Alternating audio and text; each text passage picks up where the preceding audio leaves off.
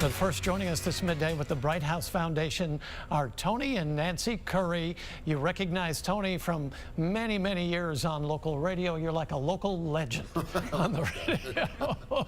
But we're here today to talk about an effort that the two of you have been involved in for several years now. And let's start with your personal story. Tell us a little bit about your children and how all of that unfolded. Well, we have 3 kids, Xavier and Santo. Santo's our oldest, and Xavier is 8. And we adopted both of them from Guatemala. And Xavier is the one who brought us the inspiration for the Bright House Foundation. And then just 3 years ago, we had a blessing of Lila, and I gave birth to her in April of 2012. So we have 3 kids and quite a house full.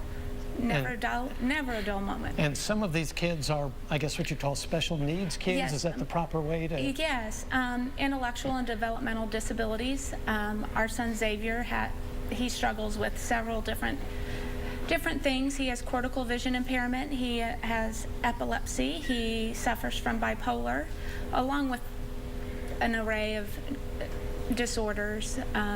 It's hard to categorize.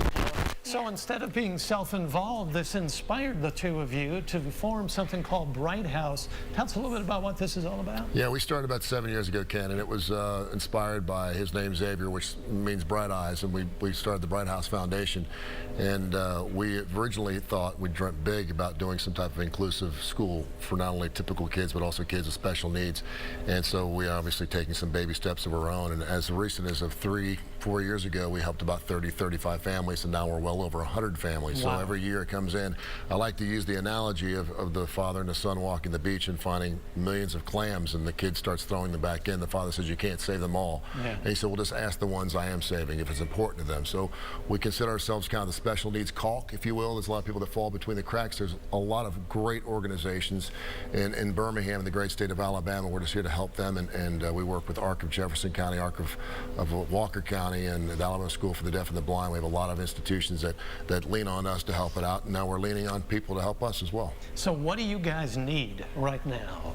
Right now, primarily we need donations to assist us in providing for these families. Just here now at Christmas and also throughout the year, the needs don't end come December 25th. Right. They're all year long, and we help other organizations as well throughout the year and develop programs and so forth for those with special needs.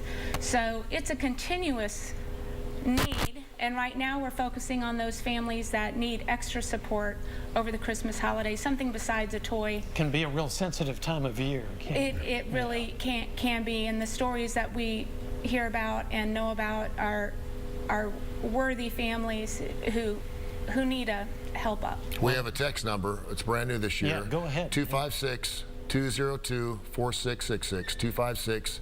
252-4666.